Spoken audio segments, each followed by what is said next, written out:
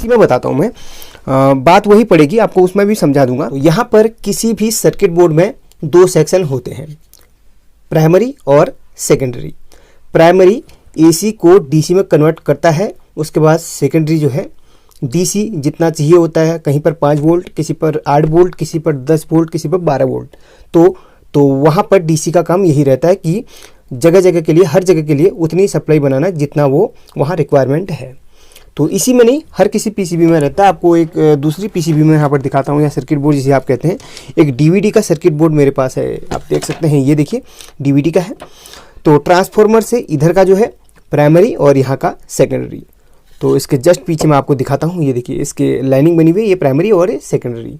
तो ये तो आपने समझ लिया। अब करते हैं इसके फॉल्ट की बात।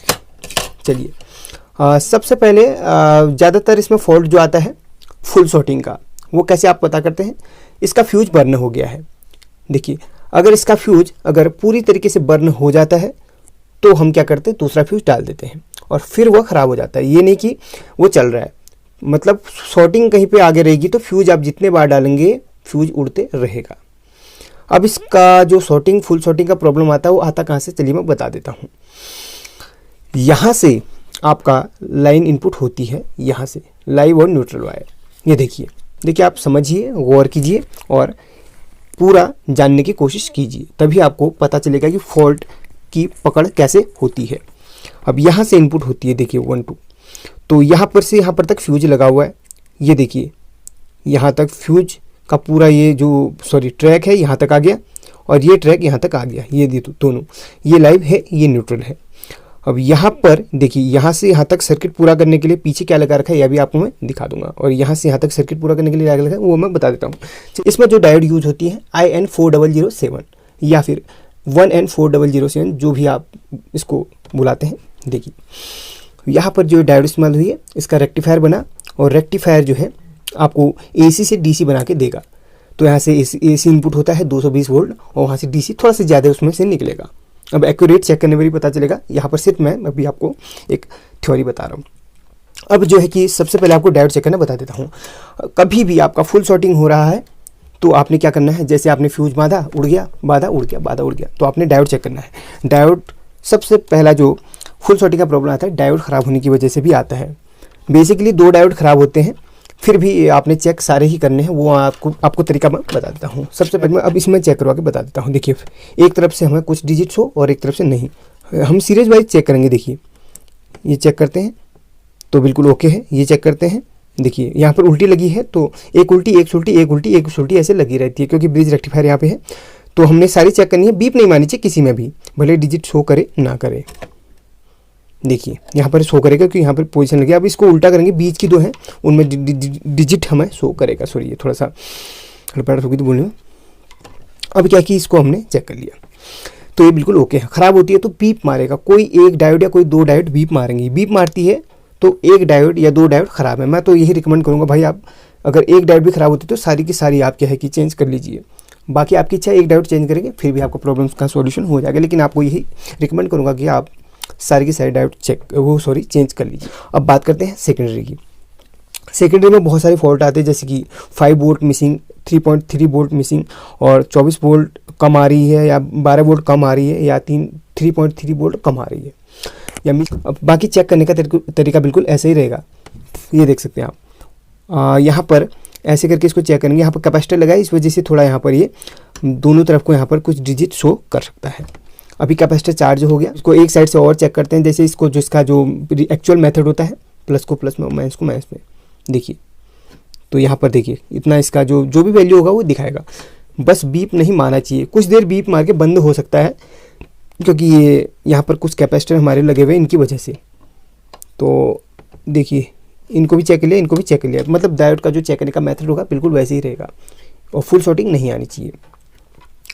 और इन कैपेसिटर को भी ऐसे ही चेक कर सकते हैं। अब बात कर, अब 3.3 वोल्ट से स्टार्ट करते हैं। आपको 3.3 वोल्ट मिसिंग हो रही है, मतलब नहीं मिल रही है, या फिर कम मिल रही है, इससे कम मिल रही है। ज़्यादा मिल सकती है, कोई बात नहीं, क्योंकि लोड में पड़ने पर आपको वहाँ पर आपको एक्चुअल वोल्टेज वहाँ पर ऑटोमेटिक हो जाती है। अगर 3 से कम मिल रही है तो आप क्या कीजिए, सबसे लास्ट वाली से मैं शुरू करता हूँ, लास्ट 24 तक आपको बता दूंगा। ये वाली 3.3, अब यहाँ पर एक मिनट, इसको हम ट्रैक करते हैं। देखिए सबसे लास्ट वाले इसको हम ट्रैक करते हैं, देखिए और समझने की कोशिश कीजिएगा सबसे लास्ट वाली।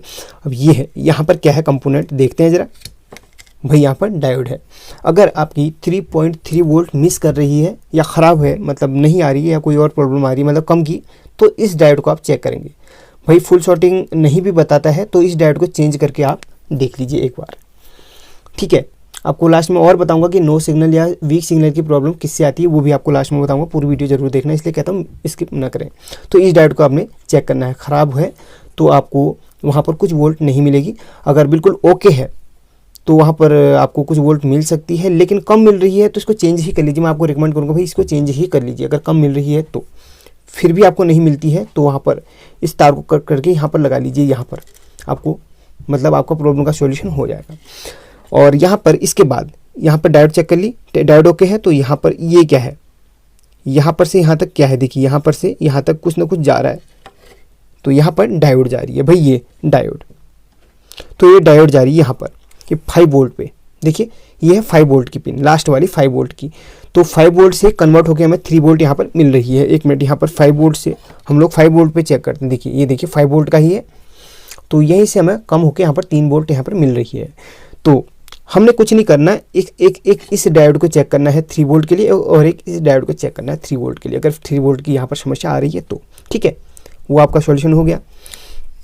अब बात करते हैं यहाँ पर 3 वोल्ट के बाद हमें दूसरी नंबर में कौन सी हमें वोल्ट देखनी। एक मिनट, ये ग्राउंड का है। ग्राउंड तो आप इसकी क्यों समझने की ज़रूरत नहीं है। 12 वोल्ट का, 30 नंबर का 12 वोल्ट का, देखिए 12 वोल्ट का, देखिए 12 वोल्ट का है। तो यहाँ पर देखिए ये 12 वोल्ट का ये जो ट्रैक जा रहा है, ये पक्का कैपेसिटर होगा इसकी जो है फिल्ट्रेशन के लिए। एक मिनट, इसको हम दिखा देते हैं। ये देखिएगा इसके जस्ट पीछे एक कैपेसिटर है इसकी फिल्ट्रेशन के लिए। तो इस कैपेसिटर को भी आप चेक कीजिए। अगर 12 वोल्ट में दिक्कत आ रही है तो आपने कैपेसिटर को भी चेक करने हैं। सारे कैपेसिटर चेंज करके देखने, चेक क्या करेंगे आप कैपेसिटर को। तो फुल शॉर्टिंग नहीं बताते, लेकिन यहाँ पर इसकी जो पावर है थोड़ा सा कम हो जाती है, आप चेंज कर लीजिए। अगर वीक सिग्नल या नो सिग्नल की प्रॉब्लम है तो सारे कैपेसिटर आप चेंज करके एक बार देख लीजिएगा। उतने ही वोल्ट के आप लगाइएगा। जैसे यहाँ पर 16 वोल्ट है तो आप थोड़ा सा ऊपर लगा सकते हैं, 25 वोल्ट तक यूज़ कर सकते हैं, कोई दिक्कत नहीं है। लेकिन माइक्रोफेरेड आप थोड़ा बहुत कम ज़्यादा कर सकते हैं। कोई वहाँ पर वो कोई ये नियम नहीं है कि आपने 16 वोल्ट का ही लगाना है। अब यहाँ पर तो हमने बता दिया कैपेसिटर की जो है वैल्यू, हमने कैपेसिटर हमने देख लेना है या चेंज करके देख लेना है। 12 वोल्ट की अगर समस्या आ रही है तो, अगर बिल्कुल डेड है 12 वोल्ट तो यहाँ पर देखिए, ये देखिए यहाँ पर ये है। तो यहाँ से यहाँ तक एक डायोड जा रही है। ये वाली डायोड को हमने देख लेना है, सी वाली, ये देखिए ये वाली डायोड, ठीक है, ये है डायोड।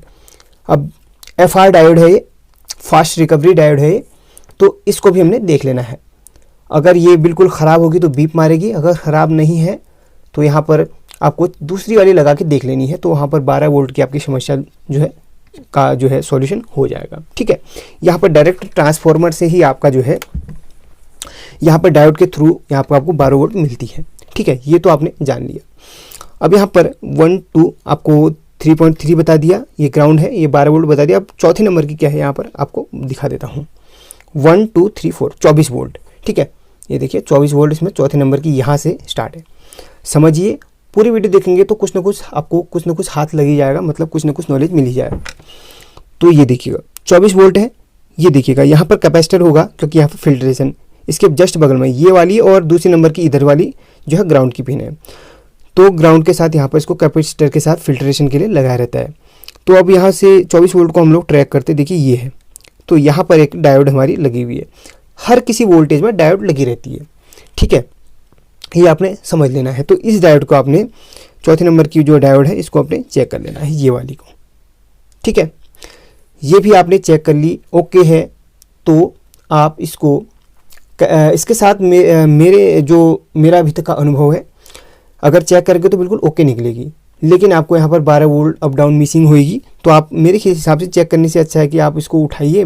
जिस भी वोल्टेज की आपको शॉर्टिंग ख़राब लग रही है या आपको लग रही कि एक्यूरेट नहीं मिल पा रहा है, तो वहाँ से ट्रैक को उठा के उस डायोड को आप हटा के उसी नंबर की यहाँ पर डायोड लगा लीजिए। ये नहीं कि आपने FR डायोड उठाई तो वहाँ पर आपने SF लगा दी है, SR लगा दी, नहीं। आपने जो नंबर की यहाँ पर डायोड उठाई है उसी नंबर की वहाँ पर आपने एक्यूरेट लगानी है। साथ में कैपेसिटर भी चेंज कर देना है। जैसे ये वाले जो ट्रैक आपको बताया था मैंने, ये देखिए यहाँ पर जो ट्रैक बताया था, तो इसमें जो कैपेसिटर हमें बीच में मिल रहे हैं तो उनको भी हमने क्या करना है कि कैपेसिटर को जो है हमने चेंज कर लेना है। कैपेसिटर चेंज करना जरूरी है। अब सबसे लास्ट में हमें 5 वोल्ट की मिल रही है, तो 5 वोल्ट का यहाँ पर एक डायोड लगी है, आपको बताया था। जैसे कि 1 मिनट, ये देखिए 5 वोल्ट के लिए 1 मिनट आपको यहाँ पर थोड़ा सा समझा देता हूँ। ये लास्ट में 5 वोल्ट की है, तो ये तो चाह रही है यहाँ पर 3.3 बनाने के लिए ये जो ट्रैक है, ठीक है। अब ये जो ट्रैक है यहाँ पर, ये देखिए, ये जो ट्रैक है ये देखिएगा यहाँ पर, ये देखिएगा।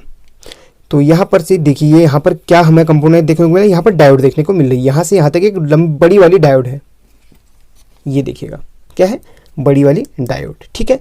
इस बड़ी वाली डायोड को भी आपने चेक करना है। ये है SR डायोड है, इसको भी आपने चेक कर लेना है। ये स्विचिंग का भी काम करती है और बहुत सारे इसके काम होते हैं, वो आप। अब ये जा रही है डायोड को।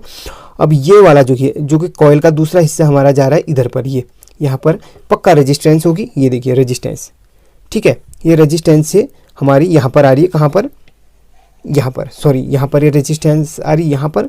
तो ये सारे रेजिस्टेंस वगैरह उसी मेथड से आपने चेक करनी है। तो यहाँ पर इसका जो है कहाँ पर आ रहा है, इस कैपेसिटर पे आ रहा है। देखिए यहाँ से इस कैपेसिटर से यहाँ पर ये ट्रांजिस्टर के ये ऑप्टो कपलर के थ्रू यहाँ पर आ रही है। तो ऑप्टो कपलर भाई चेक तो आपको करना एक्यूरेट नहीं बता पाऊँगा, क्योंकि ऑप्टो कपलर चेंज करने के बाद ही आपको यहाँ पर सॉल्यूशन देखने के लिए मिल सकता है। तो ऑप्टो कपलर जो है सॉर्टिंग, अगर आपका ये जो प्राइमरी सेक्शन सॉर्टिंग कर रहा है तो इससे भी हो सकता है, ऑप्टो कपलर से हो सकता है, लेकिन ज़्यादातर सिचुएशन में इससे ही होता है। तो यहाँ पर आपको 5 वोल्ट मिसिंग लग रही है, तो आपने ये बड़ी वाली डायोड को चेक कर लेना है और ये रेजिस्टेंस वगैरह देख लेना है। और ये जो ये 104 नंबर ये दिख रहा है आपको, ये 104, ये है एक कैपेसिटर। आप कह रहे होंगे ये क्या चीज़ है भाई, इसके बोर्ड में कोई भी बोर्ड आप पकड़ लीजिए, उसके जस्ट नीचे जो चीज़ लिखी होती है वही उस कंपोनेंट का नाम होगा।